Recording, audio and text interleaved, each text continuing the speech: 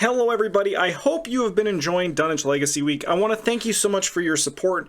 This has been a very jam-packed week of content, and I've been working hard on the back end to get all this stuff made for you, and your feedback of what has been released so far has been incredible. So thank you so much for all your support, comments, and kind words, and sharing which ideas you liked, and which ones, could use some improvement. But we are here for the final video, and I've reached out to content creators to join me for an interview format to discuss the Dunwich Legacy campaign, because you hear us talk about the campaign all the time, but I wanted to get some different voices on the channel and kind of showcase some other thoughts on the Dunwich Legacy, and this is kind of just a new format style of video that we haven't really done on the channel before, so I figured this could be a good place to, try something new out, because that's what this channel is all about during theme weeks.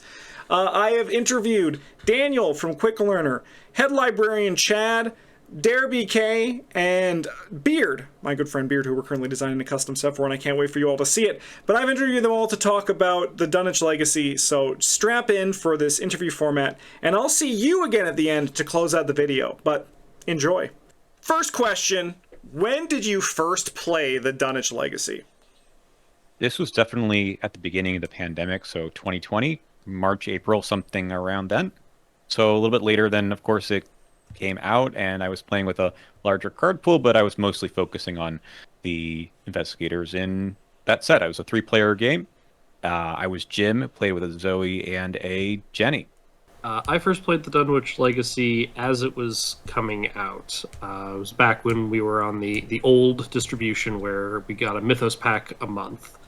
So it was also at the time where I really wanted to play this game a whole bunch, but there wasn't a whole lot of it out, so I would deconstruct and reconstruct decks because I was having a bunch of campaigns in parallel, all running through it in different ways. So Dunwich was the first campaign I played after getting into the game, which was a bit more than 5.5 years ago now. Start of 2020, right? About a month or two before the whole COVID lockdown stuff happened. I didn't get into the game because of that, but truth be told, it probably helped staying with it. From the Lord of the Rings game, I've played that for a couple of years beforehand, and then pretty much moved on to the next one. Dunwich was the first campaign after the core box. I played Rex and Jenny. Nice. Got defeated in where Doom awaits, so that was great. Didn't even get to open the final Mythos pack, and so I dived right back again with Agnes and Roland, and then crushed it. It was probably in like 2017 or 2018, somewhere around there. I have a friend who introduced me to the game, though I was familiar with Arkham Horror 2nd Edition. And we played the first scenario of Dunwich Legacy. Well, it was 1B, it was House Always Wins. And we were playing with a couple people who weren't as big into it, so I don't really consider it my first time because we only got like halfway through the scenario. And then at a later time, like a few months later, we tried again with a group that was more into it, and we did the full campaign. What moment do you remember most from the Dunwich Legacy campaign? I would go with either the sacrifices in Blood on the Altar. That's always a huge tension point every single time you play it. And I do love... Not to be all back in the day, but I do remember the people who were playing Ashcan Pete going, wait, Duke died. Is he, like, actually dead? And MJ at the time going, sucks to suck? Yeah. Otherwise, I'd say Lost in Time and Space. That one, for me, I still feel Lost in Time and Space every single time that I play it. And then whenever I play it with other people, it almost always happens that somebody has to get left behind. Somebody didn't make it. Yeah, I actually had a recent playthrough this spring with 3 players. Like, they really haven't played much Arkham at all, and they decided, let's play Dunwich. I'm like, great, I'll play Carson. And what what ended up happening was Carson was stuck to Roland because Roland needed the Sanji support. Let's be honest, and because they insisted on playing with only their set, and I'm like, okay, so you have only a couple cycles. Okay, we'll keep you alive. But the other two players got stuck in the trap of progressing Act 2, I want to say, and then getting shunted over to Yog Sothoth. And I'm sitting there, and I know that's going to happen. I'm looking at them going, I know that's going to happen, but I can't tell you what's going to happen because I don't want to ruin that moment for you. As cruel as it kind of is. And then that moment when Roland and I are looking at each other going, like, do we go back for them? And I'm like, I'll follow you wherever you want to go. Yeah, if you want to keep going forward, I'm going with you forward, yeah. Honestly, it's probably going to be just that first scenario where the house always wins hooks you because you're in a speakeasy and then some crazy stuff happens. And when you're playing a 1920s pulp horror adventure game, what more do you want? And after fighting a bunch of mob thugs for a while, the monsters bursting in and suddenly you have guys that are like 3 times tougher to deal with is a big surprise.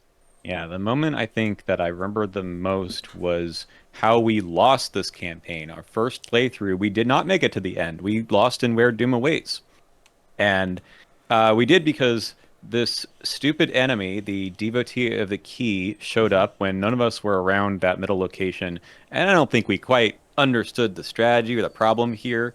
I know one of us went off to try to kill him, but he's got 3 health, and we didn't manage to do it on that turn. And then he starts moving up the hill, and we couldn't follow him because we hadn't unlocked those locations yet. So we just were like, bye. And then Extra Doom got placed on the agenda, and we eventually just were not making pace and died. So, like I mentioned, I played Lord of the Rings before.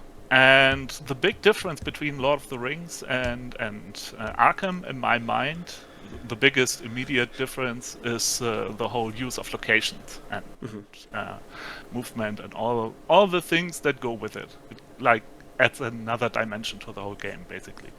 And I vividly remember setting up the Essex Express and just looking down on the board before me and being like, this is so cool.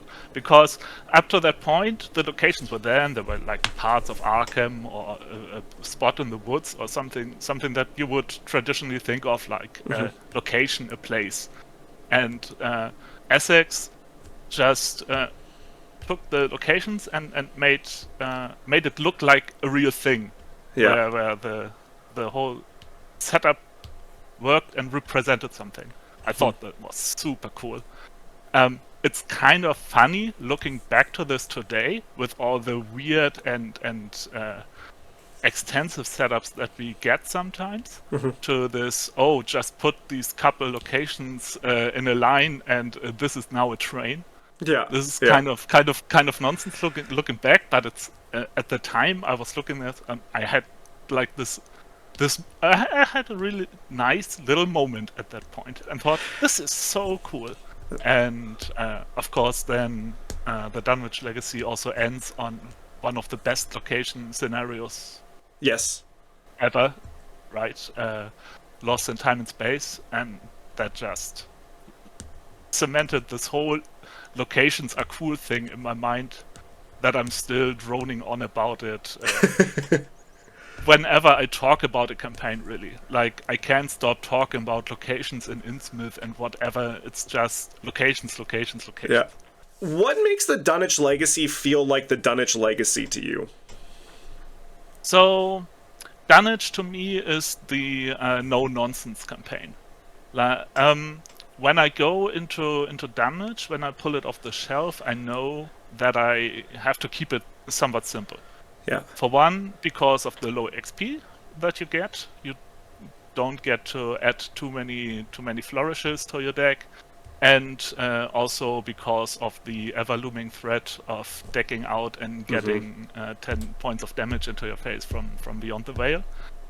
And so you also have to get by on little card draw and just making the things that you have in your hand work. So I think of Dunwich not just from a campaign side as the one where things are a little bit more simple than in later stages of the game, but also when it comes to the decks that I bring. Like, this is not the moment where I pull out my Winifred or Amanda or Luke or whatever, but it's where I go into the campaign with Ashcan or Joe or Zoe or someone like that, who can have a relatively simple deck and just, play regular Arkham instead of doing something wild with weird cards. Not strictly a negative, of course, right? It's not a negative at all, although for me it has meant that I don't go back to the Dunwich Legacy that much anymore today, because I am kind of over this thing. Right? I have played the simple Zoe and Ashcan and stuff, and I like being a bit more experimental. I think the simplicity of it, where, like, not just because it was the first big campaign, but it was sort of kind of letting players grow with the game. Like, if they had started with something that was pretty complex, like Forgotten Age or Circle Undone, I think a lot more players would have bounced right off of it. But because they started with a very simple, straightforward campaign that asks you to basically learn how to play as you were playing, because sure, there was the intro Night of the Zealot, but it didn't really give you a good sense of like how to play a campaign. But because they focused on the simplicity of it and let people just kind of figure out the game at their own pace in a way, it made the Dunwich Legacy feel comfortable, strangely. I have a weird answer to this. It feels very raw. And what I mean by that is it's full of these weird experimental designs, and it's also very bread and butter Arkham, and it's all wrapped up in kind of a somewhat clunky execution. And that is not to say by any means I do not like this campaign. I do like this campaign.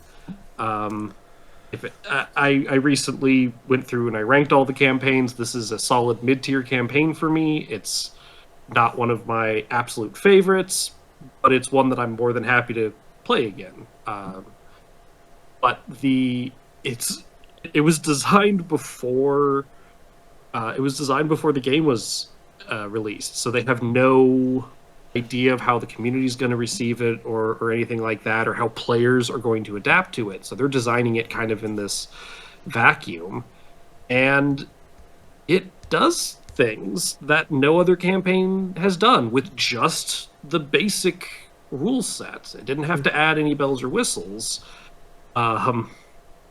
It went hard for the notes that it wanted to, and I commend it for that, even if they did not necessarily all work out. So that's kind of why I'm like, it's a little maybe unpolished by modern Arkham standards. It's a little more rough, which I actually think is a benefit to it, given that it is set in Dunwich and it's supposed to be kind of messy, dirty, grimy. To steal a comparison from a movie reviewer on YouTube, it's kind of the difference between a regular commercial mug and a mug that has been handcrafted by someone who specializes in ceramics. They're both good mugs.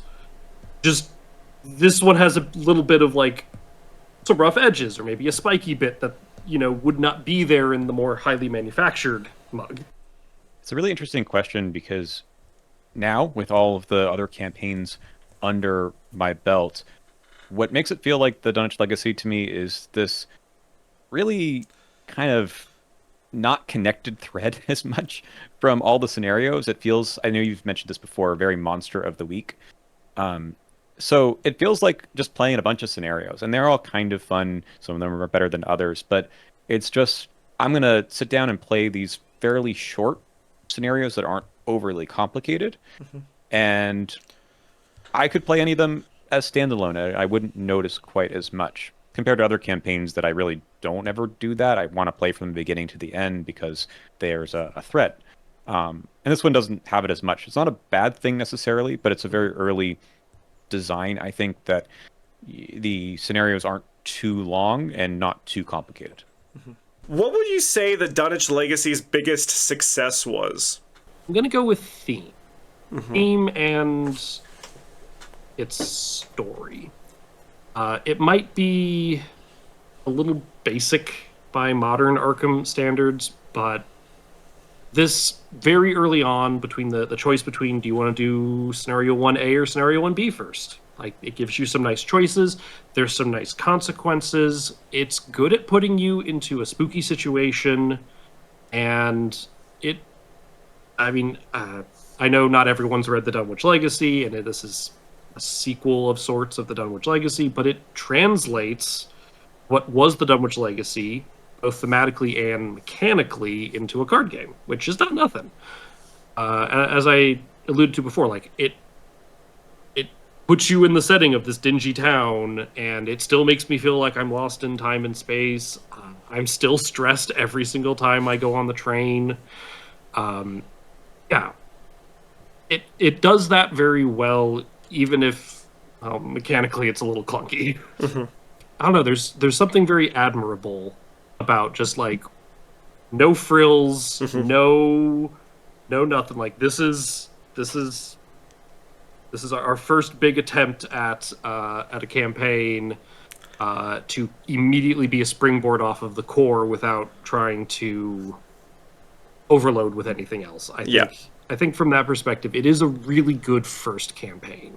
I think the biggest success was just showing everyone, players, right? Maybe the designers too, maybe people who worked at FFG, that this concept could work. A campaign-based card game where, you know, you use your cards for all kinds of things, moving around a map, right? Enemies, all kinds of stuff that you don't see in other types of games that are campaigns. And it works. Like it's really fun. It was engaging. It's easy to look back and say like they could have done better, and they did, but you got to start somewhere. And the success was that the concept works. So at the time, the biggest success of Dunwich is, of course, that it had to sell people on the game. It was the first expansion after the core for anyone who played at the time. So it had to be a hit.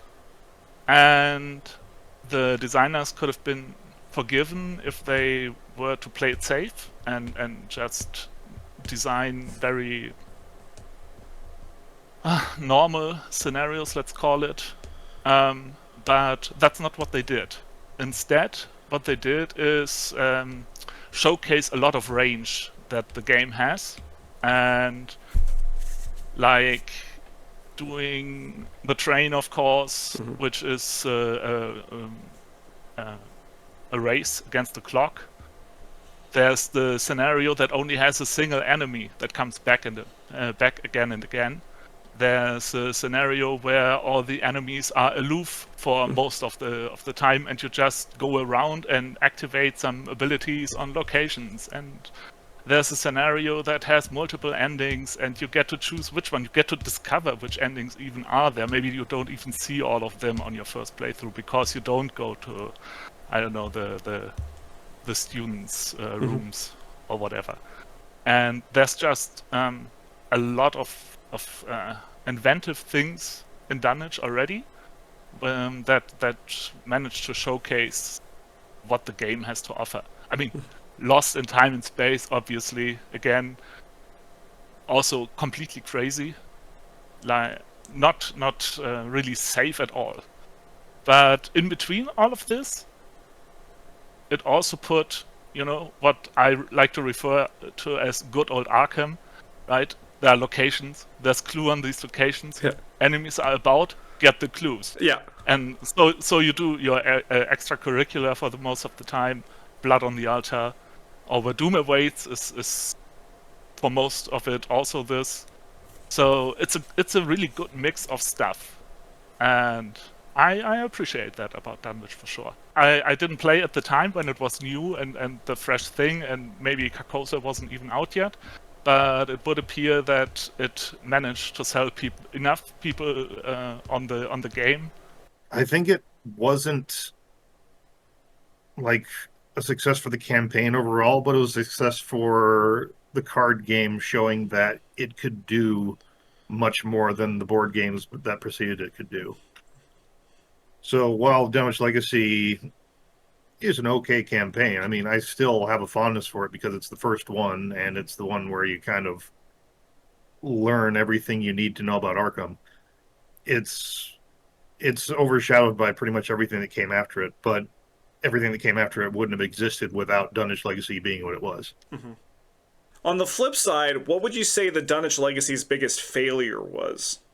I think the biggest failure was that it didn't have any kind of unified design, which I guess was both intentional and a byproduct of what it was, because it was still trying to use a lot of the encounter sets that came in the core box. Mm-hmm. It was trying to minimize how many cards it needed to print for everything. But other than discarding cards from player decks, mm-hmm. it's kind of a random grab bag of what the game is going to do to you and what it asks of you. So I think because it doesn't have a very strong identity for the campaign, it kind of discourages repeat plays of it.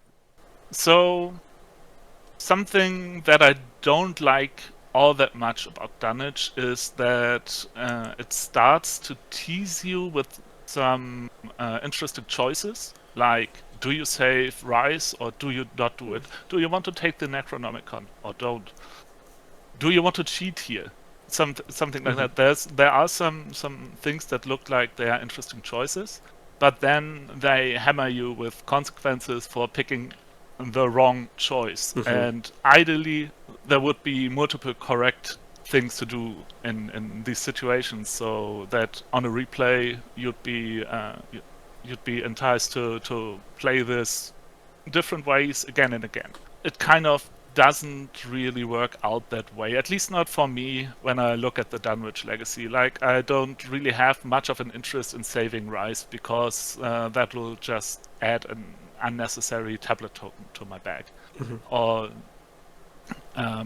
cheating in the La Bella Luna scenario is also it's another token to the bag that mm-hmm. isn't great. Yeah. And even when you say like, oh, I think this time I'm going to take the Necronomicon and I'm going to take the token and surely this is going to work out, then you fall off the Essex train and it's gone, yeah. And it's gone. And yeah. This is just, I don't know. Sometimes this game, and this is actually not just true for Dunwich, I feel like they haven't really found the right balance there still. It's very clunky. And that's not me trying to bash it, that's not me blaming the designers or anything. Again, they designed this in a black box effectively. But there are things that are explored here that they don't... There has never been another scenario where there's only a single enemy. That only exists in Dunwich. And they tried really hard to make that scenario to work. And I'm not going to say it doesn't work. It works. But it's very swingy, and it's kind of weird, and the pacing is kind of... It just feels a little off. The Return To set, I really wish they included that in reprinting of Dunwich. Mm-hmm. That is the Return To set that I insist is... If we're playing Dunwich, I want to play with Return To set. Mm-hmm. Because it fixes... It does bug fixes, and it also adds variety.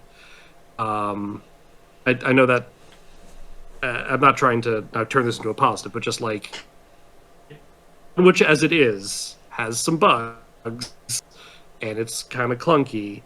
They shot for the stars, and it didn't quite live to it, and that's fine. It's still very admirable for what they did.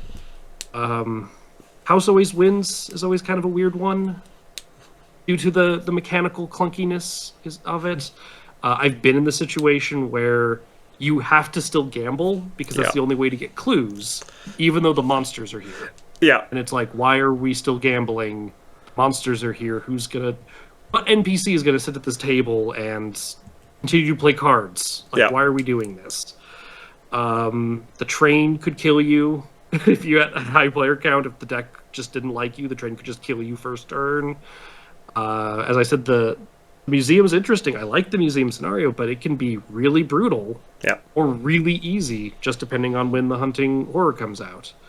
And then Where Doom Awaits is cruel. If you are not ready for it or you don't have the return to rules, I 100% recommend anybody who plays Dunwich Legacy just pretend that Where Doom Awaits operates like it does in the return to set. Yeah. Because then I don't want to say it's fair. That's not quite what I mean. It's reasonable. Yeah. So many classes, even then, so many classes, like I can easily point to back then, the Mystics. How are they going to get clues? Okay, well, they're going to use Drawn to the Flame, which doesn't help you in original Where Doom Awaits. Or they're going to use Rite of Seeking, which doesn't help you in original Where Doom Awaits. Yeah. So you're now asking this Mystic, which at the time, I think the highest intellect between... So Agnes has 2 intellect, and Jim has 3. Yeah, 3. So that's going even on the test for that one. And sure, fine, Mystics have a decent number of intellect icons. That's still not great odds. Yeah. Guardians, you can't roll and cheat the clues. I mean, you basically had to have a Seeker. And I think that is a problem. I think the biggest failure was not really understanding the scope of these scenarios.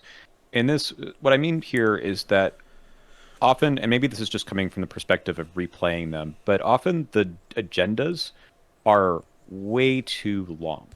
And stuff happens that you just never see on agenda flips because either we're just going faster, and I think this is a consequence of a bigger card pool, but I think they were being a bit too lenient on Doom, or maybe they thought that the investigators weren't going to be as powerful. But I think particularly of Blood on the Altar and Where Doom Awaits, where there's some crazy amount of Doom that you could accrue, and most playthroughs now you don't get there.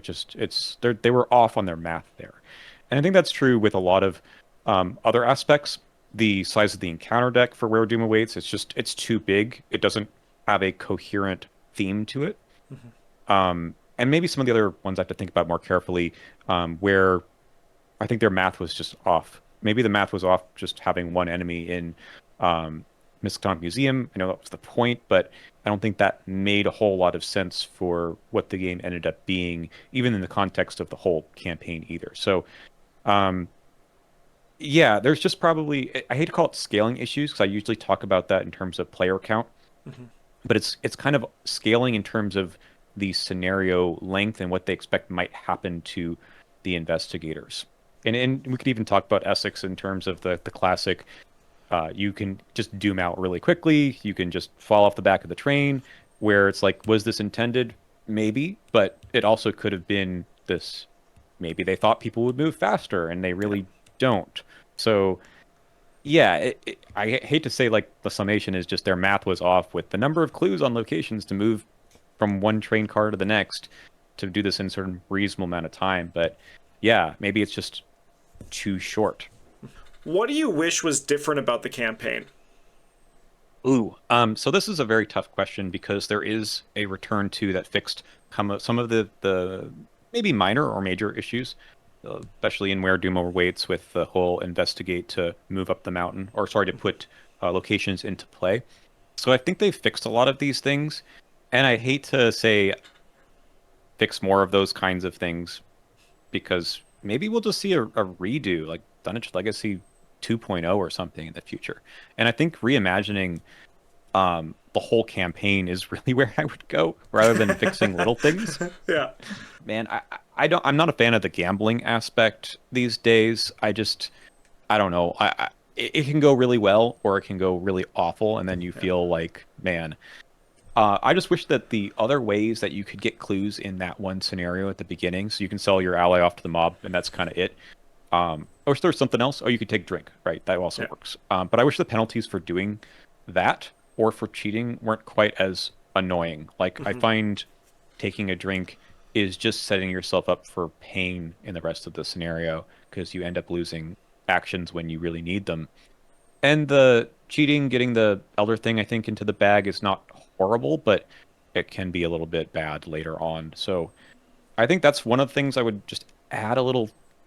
Give me some other way to get my resources back, because you can drain them like nothing else. I get it. It's a casino.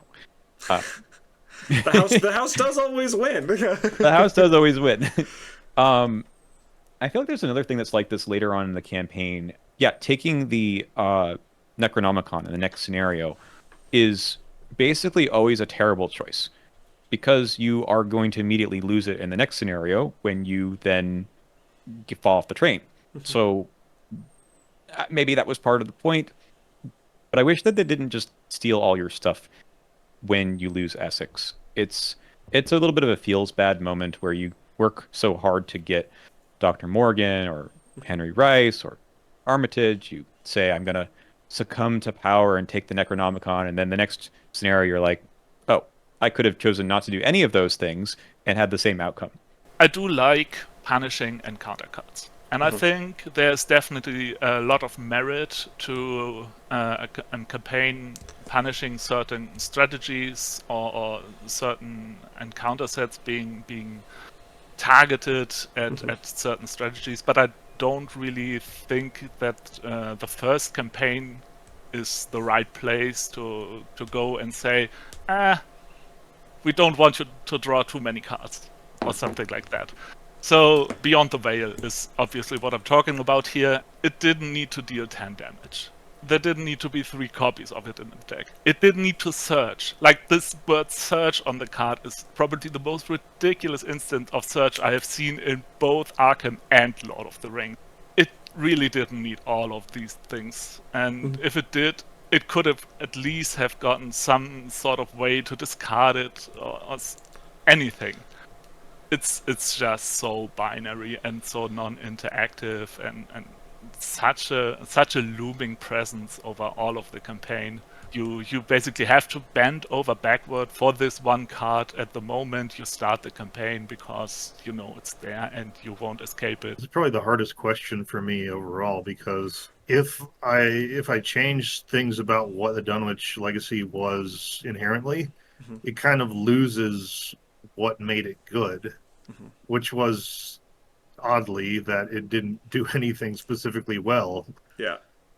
I'm not sure if I'm even wording that correctly, but the kind of strange, scrappy nature of it is what makes it unique among the campaigns that we got. And if you change it to be something more refined, then it feels like it was almost like an engineered product rather than a product that was built. If anything, I'd say just some plot points where it feels a little disjointed, more like, and now's when the spooky thing happens.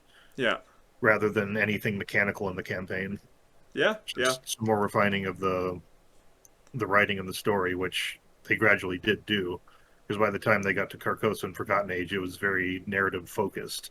Without the Return to set, I would Dunwich for me, because I generally will group things into like high, mid, low, and when I'm ranking campaigns, it's how much I like it, but also how enthusiastic I am to replay it.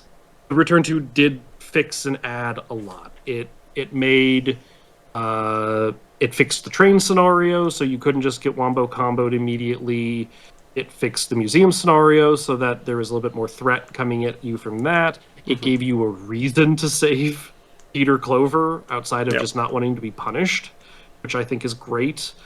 It added so much variety, more locations. The different broods for Undimensioned Unseen add a lot of life to that scenario. Extra locations in Lost in Time and Space to make you even more confused. Dunwich just needed just a second pass to just clean up some stuff. And I really wish that it's the only one that needs it. every other one that got the Return to set, I'm kind of ignoring Night of the Zealot. But it's the one that needed it. Yeah. So if we're ignoring that, House always wins. The pacing on that one's always weird. Last question. What is your favorite scenario in the Dunwich Legacy? It's Lost in Time and Space. And it's not just my favorite scenario from Dunwich, it's top 10, maybe even top 5 scenario for me overall. It's definitely the best campaign finale we have so far. It's just super unique. It feels rewarding to play. It's difficult, and it just captures a great mood. This alien landscape that you're exploring with locations going in and out, and you're not completely sure what connects to where, and it just hasn't been done that well since then. Although there have been a couple of tries going for a similar thing, right? But the cosmos or the outsider realm, the abyss deck, and like they work to a degree, but none of them just work as well as the locations in Lost in Time and Space, and especially not with that little overhead to execute it on the board, right? To just take the comparison, the Abyss deck, I actually like it. One in the Hemlock Vale final scenario. I actually like it. I like that scenario overall. But it's just such a bear to set up and do and shuffle and go through it. But Dunwich is just easy. It works and it's good. Yeah, that's just a lot to like there. It's the last one, Lost in Time and Space. Why? It feels like a modern scenario somehow. I don't know how they did it, but every part of it just feels like I'm being put through the ringer, but in a very fair way, which is strange because a lot of other things in the campaign feels kind of unfair, but I like the pressure that it mounts, and it gives you, a pretty good opportunity to get those locations into play. But man, it is so fun trying to build the bridge from your starting location to wherever the goal is. And, sometimes an enemy pops up that makes you go the other direction. It's just such a good time. I'm looking forward to playing it every time I play Dunwich Legacy. I just feel like it's a reward too for the player. It doesn't feel like a chore. It really feels like a hurrah for the campaign. And maybe part of this is because the first time I played the campaign, I didn't get there. But yeah. I still just love the scenario. I'm split between Essex County Express and Lost in Time and Space. Essex is a really great... There's a straight line go. And it's funny that my other choice is Lost in Time and Space, which is the exact opposite. Yeah. I think I'm going to go with Essex. Essex really captures the tension of you're on the train's being sucked into a hole behind you, go. I think it does that very well. I like, again, it still stresses me out every time I play it. I like when you get to the engine room, how that player has to make a check while they're going over the coal cart to potentially get a trauma. I think that's a nice touch. I like how the train is different every time you play it. And not to go on the return to thing anymore, but I do think that excluding the bug fix that they did for the train, the Steambird, I forget what it's... I think is it just the conductor? I think it's the conductor. Yeah, I think so. Yeah, the Steambird that they added to the game makes it all click for me, because previously there were these like claws of steam that were attacking the train in the encounter deck, and I'm like, this is a weird, like, it's fine, but it's kind of weird. Why are there claws of steam? Well, because in the return to set they add this giant Steambird that is attacking you and following behind you and putting more pressure on you to keep moving. I think it is the house always wins, because out of all of the scenarios in the campaign, it's the biggest flavor win.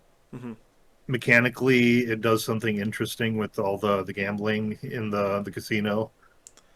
And even story-wise, it shows you what to expect. there's going to be some times where you're trying to investigate or trying to do your own thing, and the monsters are not going to let you be. So it's just sort of the Dunwich Legacy condensed into one scenario. It's the I don't know, the heart of it. And with that, this video comes to a close, but luckily I have a little surprise for you, and Dunwich Legacy Week actually isn't done yet. I know, how crazy, how unheard of. But tomorrow we're going to be releasing the gameplay from our Iron Man, where Daniel and I attempted to beat the entire Dunwich Legacy campaign in one stream during Dunwich Week. So one more bonus video for Dunwich Week. It lives on for another day somehow, some way. So if you want some great just background material or something to listen to while you're going for a walk or on your bike, look no further than tomorrow. I want to do a huge thank you to all the content creators who joined me in this video. I hope that I edited together your interview in a way that you appreciate the words that you appreciate it, basically, that I didn't like put any words in your mouth or anything like that with, classic movie magic. And if you want to check out any of these content creators, you can find all of their info and a place that is like their hub zone down in the video description. But in the meantime, I want to thank you all for watching and for everything, and again, your support for Dunwich Week. It's been incredible. This has been I bit off a little bit more than I could chew for Dunwich Week. I'm excited for it to be done, but I'm very happy with how it was received by all of you at home. So thank you for your support. If you want to support the channel even further, you can join all these names on our Patreon down there. But in the meantime, thanks so much for watching. Have a good one. And as always, a GG's.